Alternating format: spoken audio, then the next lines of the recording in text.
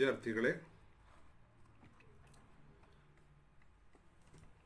ನಾವು ವಿಶ್ವಸಂಸ್ಥೆಯ ಸಾಧನೆಗಳ ಬಗ್ಗೆ ಅಧ್ಯಯನ ಮಾಡಿಕೊಳ್ಳೋಣ.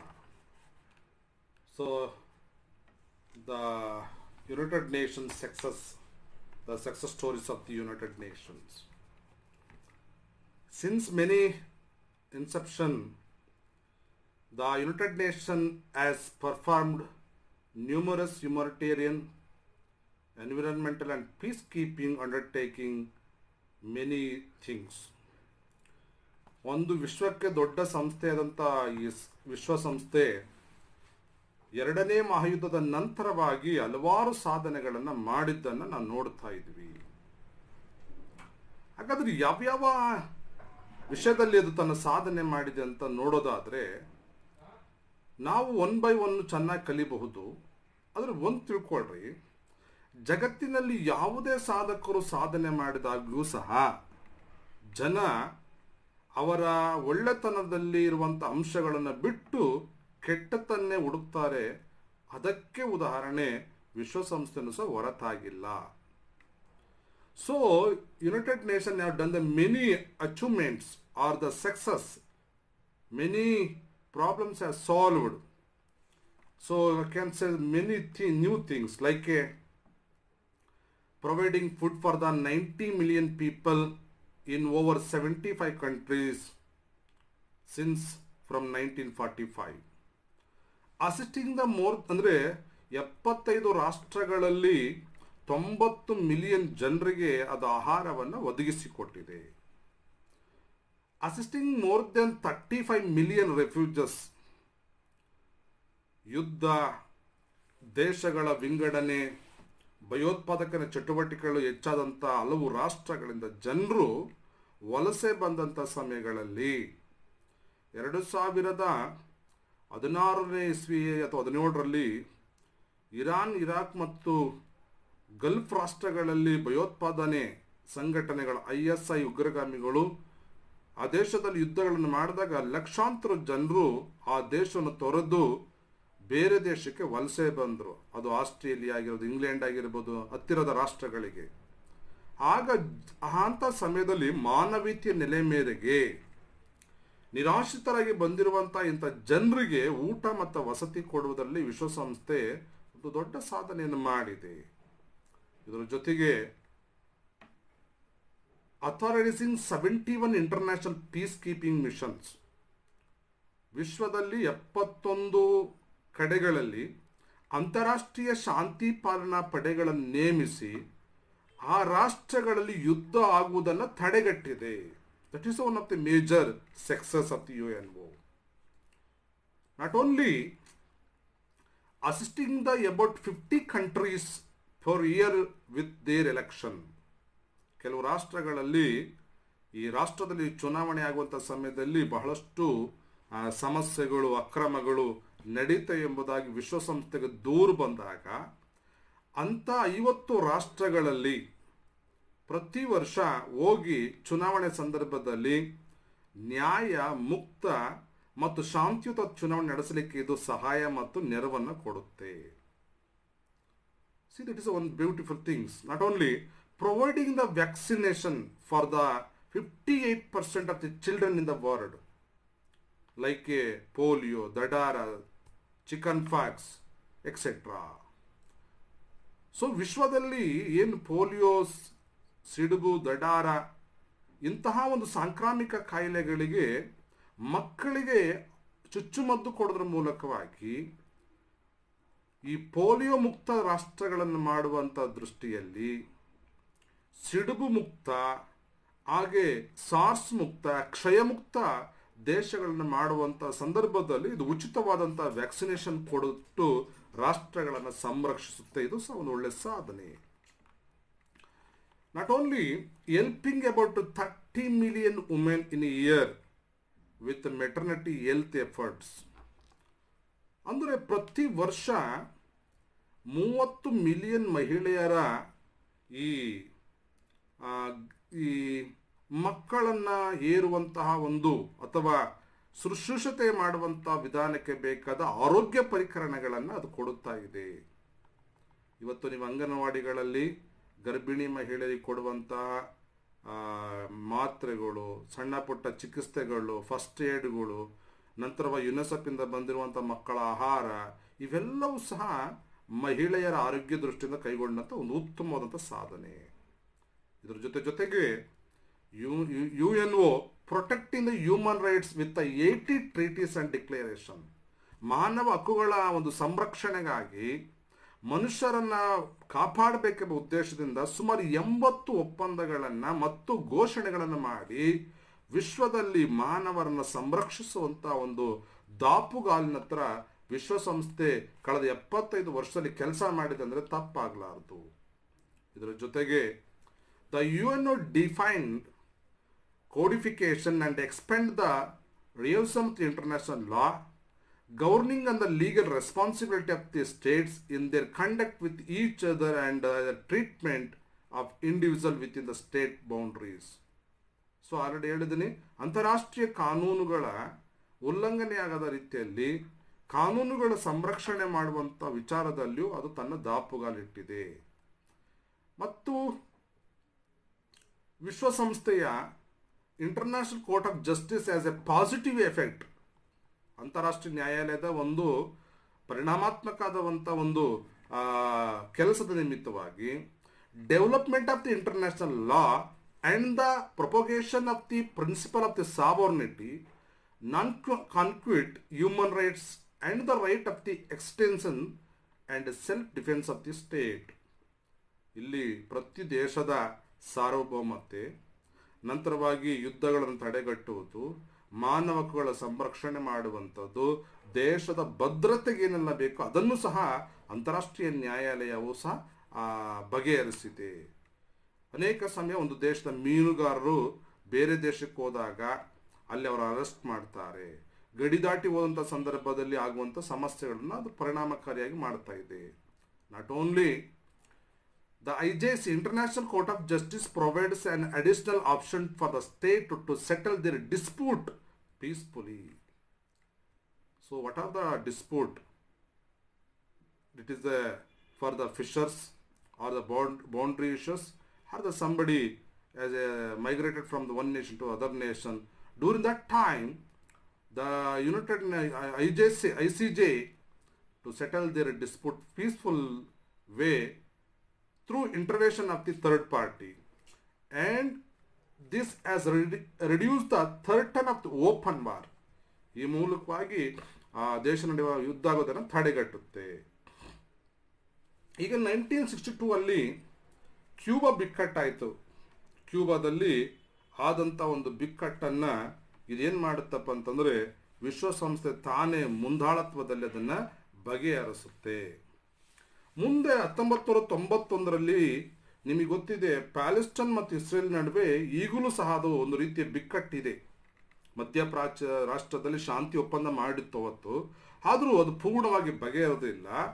ಈ ಬಿಕ್ಕಟ್ಟಿನ ಪ್ರಕಾರವಾಗಿ ಇಸ್ರೇಲ್ ಪ್ಯಾಲೆಸ್ಟೈನ್ನ ಜೆರಿಕೋ ಪ್ರಾಂತ್ಯಕ್ಕೆ ಸ್ವಯಂ ಆಡಳಿತದ ಪ್ರದೇಶವಾಗಿ ಘೋಷಿಸಿ ಗಾಜಾ ಪ್ರಾಂತ್ಯಕ್ಕೆ ಕ್ರಮೇಣವಾಗಿ ಸ್ವಯಂ ಆಡಳಿತ ಅಧಿಕಾರ ನೀಡೋದನ್ನು ಘೋಷಣೆ ಮಾಡುತ್ತೆ. ಈಗ ಫಸ್ಟ್ ನೀವು ಗಾಜಾ ಪ್ರಾಂತ್ಯಕ್ಕೆ ನಿಮ್ಗೆ ಆಮೇಲೆ ಅಧಿಕಾರ ಕೊಡುತ್ವಿ, ಜೆರಿಕೋ ಆ ಒಂದು ಪಟ್ಟಣಕ್ಕೆ ಪೂರ್ಣ ಅಧಿಕಾರವನ್ನು ಇಸ್ರೇಲಿಗೆ ಕೊಡುತ್ತು.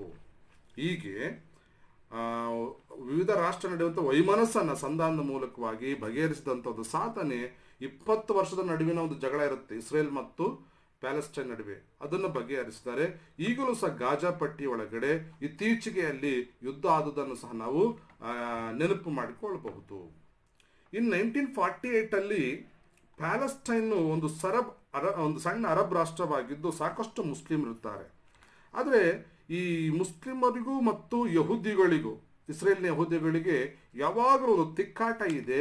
ಇದನ್ನು ಸಹ ಏನು ಮಾಡುತ್ತಂದರೆ ಯಹೂದಿಗಳನ್ನು ಒಂದುಗೂಡಿಸಬೇಕಾದ ಉದ್ದೇಶದಿಂದ 1948ರಲ್ಲಿ ಅರಬ್ ರಾಷ್ಟ್ರಗಳ ವಿರೋಧಕ್ಕೆ ಮಣಿಯದೆ ಇಸ್ರೇಲ್ ತನ್ನ ನಾನು ಸ್ವತಂತ್ರ ರಾಷ್ಟ್ರ ಎಂದು ಘೋಷಣೆ ಮಾಡಿಕೊಳ್ತು. ಇದರ ಪರಿಣಾಮವಾಗಿ ಅರಬ್ ರಾಷ್ಟ್ರಗಳು ಇಸ್ರೇಲ್ ದೇಶದ ಮೇಲೆ ದಾಳಿ ಮಾಡಿದಾಗ ಕೂಡಲೇ ವಿಶ್ವಸಂಸ್ಥೆ ಮಧ್ಯಸ್ಥಿಕೆ ವಹಿಸಿಕೊಂಡು ಈ ಇಸ್ರೇಲ್ ರಾಷ್ಟ್ರದ ಸ್ವತಂತ್ರವನ್ನು ಕಾಪಾಡಿತು. ಡೊನಾಲ್ಡ್ ಟ್ರಂಪ್ ಅವರು ಅಧ್ಯಕ್ಷರಂತ ಸಮಯದಲ್ಲಿ ಜೆರುಸಲೇಂ ಪಟ್ಟಣವನ್ನ ಅದನ್ನು ಅವರು capital city of the Israel ಎಂದು ಘೋಷಣೆ ಮಾಡಿದ್ದು ಸಹ ನಾವು ಕಾಣಬಹುದು, ಮನಗಾಣಬಹುದು. ಮುಂದೆ 1953ರಲ್ಲಿ ಈ ನಾರ್ತ್ ಕೊರಿಯಾ ಮತ್ತು ಸೌತ್ ಕೊರಿಯಾ ದೇಶದ ನಡುವೆ ಒಂದು ಉದ್ವಿಗ್ನ ಸ್ಥಿತಿ ಆಗುತ್ತೆ. ನಾರ್ತ್ ಕೊರಿಯಾವನ್ನ ರಷ್ಯಾ ದೇಶ ಬೆಂಬಲಿಸಿದ್ರೆ ಸೌತ್ ಕೊರಿಯಾವನ್ನ ಅಂದ್ರೆ ಪ್ರಜಾಪ್ರಭುತ್ವ ರಾಷ್ಟ್ರ ಇರುವಂತಹ ಸೌತ್ ಕೊರಿಯಾವನ್ನ ಅಮೆರಿಕ ಬೆಂಬಲಿಸುತ್ತೆ.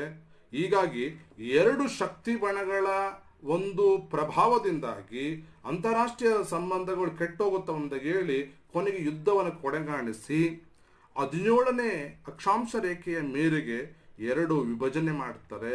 ಇವತ್ತು ನಾರ್ತ್ ಕೊರಿಯಾ ಕಿಂಗ್ ಹ್ಯಾನ್ ಜೂನ್ ಎಂಬ ಸರ್ವಾಧಿಕಾರಿ ಅಥವಾ ಕಮ್ಯುನಿಸ್ಟ್ ರಾಷ್ಟ್ರವಾಗಿದ್ದರೆ ಸೌತ್ ಕೊರಿಯಾ ಪ್ರಜಾಪ್ರಭುತ್ವ ವ್ಯವಸ್ಥೆಯನ್ನು ಹೊಂದಿಕೊಂಡಿದೆ. ಪ್ರಜಾಪ್ರಭುತ್ವ ಇರುವ ಕಡೆ ಅಮೆರಿಕ ಸಹಾಯ ಮಾಡಿದ್ದರೆ ಕಮ್ಯುನಿಸ್ಟ್ ರಾಷ್ಟ್ರವಿರುವ ಕಡೆ ರಷ್ಯಾ ಸಹಾಯ ಮಾಡಿದ್ದನ್ನು ನಾವು ಇತಿಹಾಸದಲ್ಲಿ ಸ್ಮರಿಸಬಹುದು. ಮುಂದೆ 1956ರಲ್ಲಿ ಬ್ರಿಟನ್ ಮತ್ತು ಫ್ರಾನ್ಸ್ ನಡುವೆ ಈ ಸೂಯೆಜ್ ಖಾಲಿ ವಿವಾದ ಇರುತ್ತೆ. 1956ರಲ್ಲಿ ಏನು ಮಾಡ್ತಾರೆ ಅಂದರೆ ಈಜಿಪ್ಟಿನ ಅಧ್ಯಕ್ಷ ನಾಸೇರ್ ಅವರು ಸೂಯೆಜ್ ಖಾಲಿಯನ್ನು ರಾಷ್ಟ್ರೀಕರಣಗೊಳಿಸ್ಬಿಡ್ತಾರೆ. ಅಂದ್ರೆ ಸೂಯೆಜ್ ಖಾಲಿಯ ನದಿ ನೀರಿನ ಹರಿಯುವಂಥ ಕಾಲುವೆಯನ್ನು ಇದನ್ನು ವಿರೋಧಿಸಲ್ಪಟ್ಟಂಥ ಬ್ರಿಟನ್ ಮತ್ತು ಫ್ರಾನ್ಸ್ಗಳು ಯುದ್ಧಕ್ಕೆ ಸಿದ್ಧವಾಗಿಬಿಡ್ತವೆ. ನಾವು ಯುದ್ಧ ಮಾಡದೆ ಈ ಒಂದು ಈಜಿಪ್ಟನ್ನು ನಾವು ಸದೆ ಬಡಿತೀವಿ ಹೇಳಿದಾಗ ಆ ಒಂದು ಸಮಸ್ಯೆಯನ್ನು ಬ್ರಿಟನ್ ಮತ್ತು ಫ್ರಾನ್ಸ್ ನಡುವೆ ಕುಂಡ್ರಿಸಿ ಮಾತುಕತೆ ಮೂಲಕವಾಗಿ ವಿಶ್ವಸಂಸ್ಥೆ ಬಗೆಹರಿಸಿದ್ದನ್ನು ಸಹ ನಾವು ಶ್ಲಾಘನೆ ಮಾಡಬಹುದು. ಹಾಗೆ 1950ರಲ್ಲಿ ಹಂಗೇರಿ ವಿವಾದ ಅಂತ ಇತ್ತು. ಇಲ್ಲಿ ರಷ್ಯಾದ ಸೈನ್ಯವು ಹಂಗೇರಿ ದೇಶದ ಒಳಗೆ ನುಗ್ಗಿ ಬಂದ್ಬಿಡುತ್ತೆ. ಹಂಗೇರಿ ದೇಶದ ನುಗ್ಗಿ ಹಂಗೇರಿ ದೇಶನ ವಶಪಡಿಸಿಕೊಂಡು ರಷ್ಯಾಕ್ಕೆ ಬೆಂಬಲ ಕೊಡುವಂಥ ವ್ಯಕ್ತಿಯಲ್ಲಿ ಅಧ್ಯಕ್ಷನ ಮಾಡಿಬಿಡ್ತಾರೆ. ಇದರ ಪರಿಣಾಮವಾಗಿ ಅಲ್ಲಿ ಉದ್ವಿಗ್ನ ಸ್ಥಿತಿ ಆದಾಗ ಅಲ್ಲಿಯೂ ಸಹ ಅದು ತನ್ನ ಮಧ್ಯಸ್ಥಿಕೆ ವಹಿಸಿ ಶಾಂತಿಪಡಿಸ್ತು. ಸೊ ಇದರ ಜೊತೆಗೆ ನಾವು ಕಾಣುವಂಥ ಮತ್ತು ಕೆಲವು ವಿಚಾರಗಳೇನಂತಂದರೆ 1948ರಲ್ಲಿ ವಿಶ್ವಸಂಸ್ಥೆ ಮಾನವ ಹಕ್ಕುಗಳ ಸಾರ್ವತ್ರಿಕ ಘೋಷಣೆ ಮಾಡುತ್ತೆ. ಹ್ಯೂಮನ್ ರೈಟ್ ಯೂನಿವರ್ಸಲ್ ಡಿಕ್ಲರೇಷನ್ ಮಾಡುತ್ತೆ. ಅಂದರೆ ವಿಶ್ವದ ಎಲ್ಲ ಪ್ರಜೆಗಳಿಗೆ ಯಾವುದೇ ಜನ, ಧರ್ಮ, ಜಾತಿ, ಬುಡಕಟ್ಟು, ಲಿಂಗ ಭೇದವಿಲ್ಲದೆ ಮಾನವ ಕುಲವನ್ನು ಸಂರಕ್ಷಿಸಬೇಕೆಂಬುದಾಗಿ ಡಿಸೆಂಬರ್ 10, 1948ರಲ್ಲಿ ಮಾನವ ಹಕ್ಕುಗಳನ್ನು ಸಾರ್ವತ್ರಿಕ ಘೋಷಣೆ ಮಾಡೋದ್ರ ಮೂಲಕವಾಗಿ ಅಂಗವಿಕಲರ, ಬಲಹೀನರ, ಯುವಕರ, ಮಹಿಳೆಯರ, ದುರ್ಬಲ ವರ್ಗದವರ ಹಕ್ಕುಗಳನ್ನು ಇದು ಸಂರಕ್ಷಣೆ ಮಾಡುತ್ತೆ. ವಿದ್ಯಾರ್ಥಿಗಳೇ, ನೀವು ತಿಳ್ಕೊಳ್ಬೇಕಾದ ವಿಚಾರಗಳು 1993 ವಿಶ್ವಸಂಸ್ಥೆಯೇ ಮಾನವ ಹಕ್ಕುಗಳ ಒಂದು ಪ್ರಮುಖ ಭಾಗವನ್ನು ಘೋಷಣೆ ಮಾಡುತ್ತಾರೆ. ಆ ಮಟ್ಟಿಗೆ ಅದು ತುಂಬ ಅಭಿವೃದ್ಧಿ ಕೆಲಸ ಮಾಡಿತು. ಹಾಗೆ ನಾನು ಆಲ್ರೆಡಿ ಹೇಳಿದೆ, ಈ ಶಾಂತಿ ಪಾಲನಾ ಪಡೆ ಪೀಸ್ ಕೀಪಿಂಗ್ ಆಪರೇಷನ್ ಅಂತ ಕರಿತೀವಿ. ಯಾವ ದೇಶದಲ್ಲಿ ಆಂತರಿಕ ಯುದ್ಧ, ಇಂಟರ್ನಲ್ ವಾರ್, ಆಂತರಿಕ ಕ್ಷೋಭೆ, ಇಂಟರ್ನಲ್ ಸ್ಟ್ರಗಲ್ ಆರ್ ವೈಲೇಷನ್ಸು, ಜನಾಂಗೀಯ ದ್ವೇಷ, ಇಂತಹ ಉದಾಹರಣೆಗೆ Afghanistan, Somalia, Rwanda, Burundi, Cambodia, ಹೈಟಿ, Mongolia, Bosnia, Iraq ರಾಷ್ಟ್ರಗಳ ನಡುವೆ ಇಂಥವು ಆಂತರಿಕ ಯುದ್ಧ, ಜನಾಂಗೀಯ ಘರ್ಷಣೆ ಯಾವಾಗ ನಡೀತಾ ಇತ್ತು. ಇಂಥ ಕಡೆಗಳಲ್ಲಿ ಶಾಂತಿ ಪಾಲನಾ ಪಡೆಯನ್ನು ಕಳಿಸಿ ಬ್ಲೂ ಹೆಲ್ಮೆಟ್ ಧರಿಸಿದಂತಹ ಈ ಯೋಧರುಗಳು ಹೋಗಿ ಸುಮಾರು 36 ರಾಷ್ಟ್ರಗಳಲ್ಲಿ ಈ ರೀತಿ ಪೀಸ್ ಕೀಪಿಂಗ್ ಆಪರೇಷನ್ ಎಂಬ ಈ ಮಿಲಿಟರಿ ಕಳಿಸ ಮೂಲಕವಾಗಿ ವಿವಾದಗಳನ್ನು ಬಗೆಹರಿಸಿದ್ದು ಸಹ ನಾವು ಕಾಣುತ್ವಿ. ಹಾಗಾಗಿ 1988ರಿಂದ 2000 ಸುಮಾರು 36 ಶಾಂತಿ ಪಾಲನಾ ಪಡೆಗಳನ್ನು ಅದು ಕಳಿಸಿ ದೇಶಗಳನ್ನು ಸಂರಕ್ಷಿಸಿದೆ. ಇನ್ನು ಇದರ ಪ್ರಮುಖವಾದ ಮತ್ತೊಂದು ಸಾಧನೆ ಏನಪ್ಪ ಅಂತಂದರೆ ಡಿಕಾಲನೈಸೇಷನ್, ವಸಾಹತುಗಳ ವಿಮೋಚನೆ ಮಾಡಿತು. ಅಂದರೆ 1968ರಲ್ಲಿ ವಿಶ್ವಸಂಸ್ಥೆ ಹಲವು ರಾಷ್ಟ್ರಗಳು ಸ್ವತಂತ್ರವನ್ನು ಬಯಸಿದ್ವು. ನಮಗೆ ಮತ್ತೊಂದು ರಾಷ್ಟ್ರಗಳ ಅಡಿಯಲ್ಲಿರೋದಿಲ್ಲ, ನಾವು ಸ್ವತಂತ್ರವಾಗಿರುತ್ತೀವಿ ಅಂತ. ಅದು ಫಿಲಿಪೈನ್ಸು, ವಸಾಹತು ರಾಷ್ಟ್ರಗಳಲ್ಲಿ ಇಂಡೋನೇಷಿಯಾ, ಲಿಬಿಯಾ, ಪ್ಯಾಲೆಸ್ಟೈನ್, ಬರ್ಮಾ, ನಮಿಬಿಯಾ, ಇಂಥ ರಾಷ್ಟ್ರಗಳು ವಿಶ್ವಸಂಸ್ಥೆಯ ಮಧ್ಯಸ್ಥಿಕೆ ಸಹಾಯವನ್ನು ಪಡೆದು ತಾವು ಗುಲಾಮಗಿರಿಯಿಂದ ಮತ್ತೊಬ್ಬರ ದಾಸತ್ವದಿಂದ ಸ್ವತಂತ್ರಗೊಂಡವು. ಅಂದರೆ 1970 ದಶಕವನ್ನು ನಾವು ವಸಾಹತುಗಳ ವಿಮೋಚನೆಯ ದಶಕವೆಂದು ಕರೆಯಬಹುದು. ಮುಂದೆ 1991ರಲ್ಲಿ ಇಡೀ ವಿಶ್ವದಲ್ಲಿ ಪರಿವರ್ತನೆಯಾಗುತ್ತೆ. ಏನು ಪರಿವರ್ತನೆ ಅಂತಂದರೆ ಪ್ರಜಾಪ್ರಭುತ್ವದ ಕಡೆಗೆ ಒಲವು. ಬಹಳಷ್ಟು ರಾಷ್ಟ್ರಗಳು ಉದಾಹರಣೆಗೆ ಸರ್ವಾಧಿಕಾರಿ ರಾಷ್ಟ್ರಗಳಾಗಿರ್ತವೆ ಅಥವಾ ನಿರಂಕುಶ ಪ್ರಭುತ್ವ ಅಧಿಕಾರ ಹೊಂದಿರುವಂತಹ ರಾಷ್ಟ್ರಗಳಿದ್ವು. ಹೈಟಿ, ನಂತರವಾಗಿ ಈಸ್ಟ್ ತಿಮೋರು, ಇರಾಕ್, ಅಫ್ಘಾನಿಸ್ತಾನ. ಇರಾಕ್ನಲ್ಲಿ ಸುಮಾರು 30 ವರ್ಷಗಳ ಕಾಲ ಸದ್ದಾಂ ಹುಸೇನ್ ದಬ್ಬಾಳಿಕೆ ಮಾಡ್ತಿರ್ತಾನೆ, ಅತಿಕ್ರಮಣ ಮಾಡಿಕೊಂಡು ಹಿಂಸೆ ಪಡಿಸ್ತಿರ್ತಾನೆ. ಇಂತಹ ರಾಷ್ಟ್ರಗಳ ಜನರಿಗೆ ಸ್ವತಂತ್ರ ಬೇಕಾಗಿರುತ್ತೆ, ಸ್ವತಂತ್ರ ಬಯಸಿರ್ತಾರೆ. ಸೊ ವಿಶ್ವಸಂಸ್ಥೆ ಮೊಟ್ಟ ಮೊದಲ ಬಾರಿಗೆ ಈ ಕಾಂಬೋಡಿಯಾ ಅಂತ ರಾಷ್ಟ್ರ, ಮಂಗೋಲಿಯಾ ಅಂತ ರಾಷ್ಟ್ರಗಳಲ್ಲಿ ಚುನಾವಣೆ ನೋಡೋದನ್ನು ತನ್ನ ವೀಕ್ಷಕರನ್ನ ಕಳಿಸಿ, ಅಬ್ಸರ್ವರ್ನ ಕಳಿಸಿ ಅಲ್ಲಿ ಆಗುವಂಥ ಗಲಾಟೆ ಗದ್ದಗಳನ್ನು ತೆಗೆದುಹಾಕಿ ಆ ರಾಷ್ಟ್ರಗಳಲ್ಲಿ ಜನ ಬಯಸಿದಂತಹ ಪ್ರಜಾಪ್ರಭುತ್ವ ನಿರ್ಮಾಣ ಆಗಲಿಕ್ಕೆ ವಿಶ್ವಸಂಸ್ಥೆ ಕೈಗೊಂಡಂಥ ಕ್ರಮವನ್ನು ನಾವು ಯಾವತ್ತೂ ಸಹ ಮರೆಯುವಂತಿಲ್ಲ. ವಿದ್ಯಾರ್ಥಿಗಳೇ, ಸಾಮಾಜಿಕ ಮತ್ತು ಆರ್ಥಿಕ ಅಭಿವೃದ್ಧಿಯಲ್ಲಿ ಮಹತ್ತರ ಸಾಧನೆ ಮಾಡಿದೆ. ಏನಪ್ಪ ಹಾಗಾದ್ರೆ? ವಿಶ್ವದ 5.7 ಬಿಲಿಯನ್ ಜನರು ಕಡು ಬಡತನದಲ್ಲಿ ವಾಸ ಮಾಡ್ತಾ ಇದ್ರು. ಈ ಬಡತನ ನಿರ್ಮೂಲನೆ ಮಾಡುವಂಥ ನಿಟ್ಟಿನಲ್ಲಿ ಹಲವಾರು ಕ್ರಮಗಳನ್ನು ವಿಶ್ವಸಂಸ್ಥೆ ವಹಿಸಿಕೊಂಡಿದೆ. ಏಷ್ಯಾದ ಬಾಂಗ್ಲಾದೇಶ ಆಗಿರ್ಬೋದು, ಆಫ್ರಿಕಾದ ರಾಷ್ಟ್ರದ ಸುಡಾನ್, ಸೊಮಾಲಿಯಾ, ಇಥಿಯೋಪಿಯಾ ಎಂಬ ಅತ್ಯಂತ ಕಡುಬಾಡೋ ರಾಷ್ಟ್ರಗಳಲ್ಲಿ ಜನರಿಗೆ ಆರೋಗ್ಯ, ಉದ್ಯೋಗ, ಸಾಮಾಜಿಕ ಬೆಳವಣಿಗೆ, ಬಡತನ ನಿವಾರಣೆ ಕಾರ್ಯಕ್ರಮ ಹಾಕೊಳ್ಳೋದ್ರ ಮೂಲಕವಾಗಿ ಅವರನ್ನ ಆರ್ಥಿಕವಾದಂಥ ಮೇಲ್ಸ್ತರಕ್ಕೆ ತರಲಿಕ್ಕೂ ಸಹ ಇದು ತುಂಬ ತನ್ನದಂಥ ಪ್ರಯತ್ನವನ್ನು ಪಟ್ಟಿದೆ ಎಂದು ಹೇಳೋದ್ರಲ್ಲಿ ನಾವು ಅತಿಶಯೋಕ್ತಿ ಏನೆಂಬುದಾಗಿ ಇಲ್ಲ. ಹಾಗಾದರೆ ಮುಂದೆ ನೋಡ್ತಾ ಇದ್ದೀವಿ, ಅಂತಾರಾಷ್ಟ್ರೀಯ ವ್ಯಾಪಾರಕ್ಕೆ ವಿಶ್ವಸಂಸ್ಥೆ ಸಹಾಯ ಮಾಡಿದ್ದೇನಪ್ಪ ಅಂದರೆ ಏನು ಮುಕ್ತ ಮಾರುಕಟ್ಟೆ ವ್ಯವಸ್ಥೆ ಮಾಡಿ, ಓಪನ್ ಮಾರ್ಕೆಟ್ ಸಿಸ್ಟಮ್ ಮಾಡಿ, ಡಿಸ್ಕ್ರಿಮಿನೇಷನ್ನು ಮತ್ತು ಯಾವುದೇ ಈ ಬ್ರಾಬರಿ ಲಂಚದ ವಾತಾವರಣವಿಲ್ಲದೆ ತಾರತಮ್ಯ ರಹಿತ ವ್ಯಾಪಾರ ನೀತಿ ಕೊಡಬೇಕು. ನೀವು ಬಂಡವಾಳ ಹೂಡಿಕೆ ಮಾಡಿರಿ, technology transfer, knowledge transfer, finance transfer ಇವೆಲ್ಲ ಮಾಡಲಿಕ್ಕಿರುವಂಥ ಒಂದು ವ್ಯವಸ್ಥೆಯನ್ನು ಮಾಡಿಕೊಡ್ತು. ಇದರ ಜೊತೆಗೆ ಅದು ಪರಿಸರದ ಬಗ್ಗೆನೂ ಸಹ ಕಾಳಜಿ ಹೊಂದ್ಕೊಳ್ತು. ಪರಿಸರ ಸಂರಕ್ಷಣೆಯಲ್ಲಿ 1972ರಲ್ಲಿ ಸ್ವೀಡನ್ ದೇಶದಲ್ಲಿ ನಡೆದಂಥ ಸ್ಟಾಕ್ಹೋಮ್ ವಿಶ್ವ ಪರಿಸರ ಸಮ್ಮೇಳನದಲ್ಲಿ ಇವತ್ತೇನು ಮನುಷ್ಯ ಹೆಚ್ಚು ಬಳಸುವಂಥ ಕಾರ್ಬನ್ ಡೈಆಕ್ಸೈಡಿಂದ ಓಜೋನ್ ವಲಯ ಅದು ರಂಧ್ರವಾಗ್ತಾ ಇದೆ, ಹಾಗಾಗಿ ಭೂ ತಾಪ ಏರಿಕೆ ಆಗ್ತಾ ಇದೆ, ಗ್ಲೋಬಲ್ ವಾರ್ಮಿಂಗ್ ಆಗ್ತಾ ಇದೆ ಅಂತ ಹೇಳಿ ಆಗ ಜನರು, ದೇಶಗಳು ಈ CO2 ಕಾರ್ಬನ್ ಡೈಆಕ್ಸೈಡ್ನ ಬಳಸುವುದನ್ನು ಕಡಿಮೆ ಮಾಡಿ ಪರಿಸರ ಸ್ನೇಹಿ ವೆಹಿಕಲ್ಸ್ಗಳು, ಪರಿಸರ ಸ್ನೇಹಿ ವಾತಾವರಣ ಅಳವಡಿಸ್ಕೊಳ್ಬೇಕೆಂಬುದಾಗಿ ಇದು ಪರಿಸರಕ್ಕೂ ಸಹ ಹೆಚ್ಚು ಆದ್ಯತೆಯನ್ನು ಕೊಟ್ಟು ಮಣ್ಣಿನ ಸವೆತ ಮತ್ತು ಮಣ್ಣನ್ನು ಸಂರಕ್ಷಣೆ ಮಾಡಬೇಕೆಂದಾಗಿ 1992ರಲ್ಲಿ ರಿಯೋದಲ್ಲಿ ನಡೆಯಲ್ಪಟ್ಟಂಥ ಅರ್ತ್ ಸಬ್ಮಿಟ್ಟಲ್ಲಿ ಈ ಜಗತ್ತಿಗೆ ಈ ಆಸಿಡ್ ರೈನ್ ಬಂದು ಗ್ರೀನ್ ಹೌಸನ್ನು ಪರಿಣಾಮ ಆಗಿ ಸಾಗರಗಳಲ್ಲಿ ಅಥವಾ ಸಮುದ್ರದಲ್ಲಿ ಈ ತಾಪಮಾನ ಜಾಸ್ತಿಯಾಗಿ ಮನುಷ್ಯ ಸಾಯ್ಲಿಕ್ಕೆ ಆರಂಭಿಸಿದ, ಅದನ್ನು ತಡೆಗಟ್ಟಲಿಕ್ಕೆ ಇದು ಕೆಲಸ ಮಾಡಿತು. 1998ರಲ್ಲಿ ವರ್ಲ್ಡ್ ಕ್ಲೈಮೇಟ್ ಚೇಂಜ್ ಸಬ್ಮಿಟ್ ಮಾಡಿ ಅಲ್ಲಿ ಪರಿಸರದ ಸಂರಕ್ಷಣೆ ಬಗ್ಗೆ 2002ಅಲ್ಲಿ ಕ್ಯೋಟೋ ಪ್ರೋಟೋಕಾಲದಲ್ಲಿ ನಡ್ಕೊಂಡು ಏನು ಪ್ರಪಂಚಕ್ಕೆ ಆಗಬೇಕಾಗಿರುವಂಥ ಅನಾಹುತಗಳಿಗೆ ತಡೆಬೇಡಬೇಕು, ಪರಿಸರ ಸಂರಕ್ಷಿಸಬೇಕೆಂಬುದಾಗಿ ಹಲವು ಒಪ್ಪಂದಗಳನ್ನು, ಘೋಷಣೆಗಳನ್ನು ಮಾಡಿದೆ. ಇನ್ನು 13ನೇದು ರಿಡಕ್ಷನ್ ಆಫ್ ದಿ ಡಿಸೀಸ್, ಬಡ ರೋಗಗಳ ನಿರ್ಮೂಲನೆ. ಅಂದರೆ 1950-60ರ ದಶಕದಲ್ಲಿ cholera, malaria, AIDS, TB, SARS ಇವೆಲ್ಲ ಕಾಯಿಲೆಗಳೇನಿದ್ವಲ್ಲ, ಈ ಗಂಭೀರ ರೂಪದ ಕಾಯಿಲೆಗಳನ್ನು ತಡೆದು ಜನರಿಗೆ ಆರೋಗ್ಯ ಕೊಡಬೇಕಂತ ಹೇಳಿ ಒಂದು ಕಡೆ ವ್ಯಾಕ್ಸಿನೇಷನ್ನು, ಇನ್ನೊಂದು ಕಡೆ ಜಾಗೃತಿ, ಇನ್ನೊಂದು ಕಡೆ ಆ ಜನರಿಗೆ ಬೇಕಾಗಿರುವಂಥ ಚಿಕಿತ್ಸೆ ಕೊಡೋದ್ರಲ್ಲಿ ಇದು ಯಶಸ್ಸನ್ನು ಕಾಣ್ತು. ಅದು ಮತ್ತು ಅದ್ರ ಜೊತೆಗೆ ಈ ವರ್ಣಭೇದ ನೀತಿ ಅಪಾರ್ಟೈಡಲ್ಸ್ ಅಂತ ಕರಿತೀವಿ. ದಕ್ಷಿಣ ಆಫ್ರಿಕಾದಲ್ಲಿ ಕಪ್ಪು ಜನರು ಮತ್ತು ಬಿಳಿ ಜನರು ಎಂಬ ತಾರತಮ್ಯ ಮತ್ತು ಆರ್ಥಿಕ ದಿಗ್ಬಂಧನ ಇತ್ತಲ್ಲ. ಕಪ್ಪು ಜನರು ನೇರವಾಗಿ ಮಾರುಕಟ್ಟೆಯಲ್ಲಿ ಜೀವನ ಮಾಡಬೇಕಾಗ್ತಿದ್ದಿಲ್ಲ, ಅಥವಾ ಖರೀದಿ ಮಾಡೋದ್ರಲ್ಲಿ ಆಗಲಿ ಉದ್ಯೋಗ ತೆಗೆದುಕೊಳ್ಳೋದಾಗಲಿ ಬಹಳ ವಂಚನೆ ಆಗಿದ್ರು. ಆಗ ಏನು ಮಾಡುತ್ತಂದ್ರೆ 1992ರಲ್ಲಿ ತನ್ನ ವಿಶ್ವದ ಎಲ್ಲ ರಾಷ್ಟ್ರಗಳ ಒತ್ತಡಕ್ಕೆ ಮಣಿದುಬಿಟ್ಟು ದಕ್ಷಿಣ ಆಫ್ರಿಕಾದಲ್ಲಿ ವರ್ಣಭೇದ ನೀತಿಯನ್ನು ಪೂರ್ಣ ತೆಗೆಯುತ್ತೆ.